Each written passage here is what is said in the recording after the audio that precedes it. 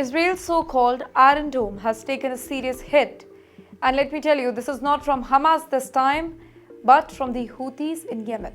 Explosive-packed drones flew more than 1,000 kilometers and smashed into the southern city of Eilat, leaving at least 19 people wounded.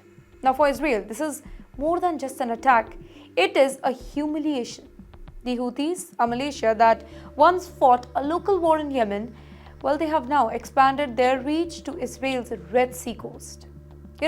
What makes this strike so significant is the failure of Israel's much advertised missile defense, the Iron Dome. This Iron Dome is supposed to intercept threats from the sky with near perfect accuracy, but this time it missed. Now, several drones slipped through, proving that cheap, low-flying UAVs can outsmart one of the most expensive defense systems in the world. Well, it's a nightmare scenario for Israel, right? Because the math is brutal here. Now, a drone worth few $1,000s can force Israel to fire interceptor missiles worth tens of thousands each. Well, the Houthis, backed and armed by none other than Iran, know this really well, and they have made no secret of their goal.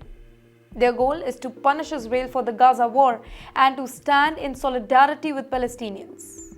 Well, since October, they have been firing missiles and drones across the Red Sea, not just at Israel, but also at commercial shipping that are linked to the West.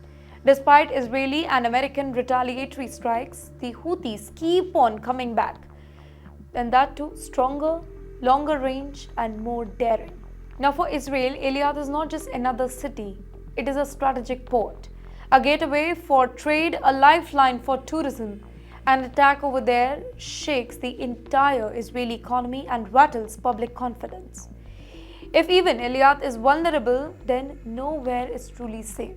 And that's exactly the message that Iran's allies want to send. So, here's the bigger takeaway. This wasn't just about 9 people injured. This was about perception. The perception that Israel's defenses can be precise, that its enemies can strike far away, and the Iron Dome, the famous Iron Dome, is not impenetrable shield that it is being sold as. Now for Mr. Netanyahu's government that is already facing setbacks in Gaza, this war is another reminder that the war is no longer confined to one front. It's regional, it is spreading, and Israel is struggling to contain it.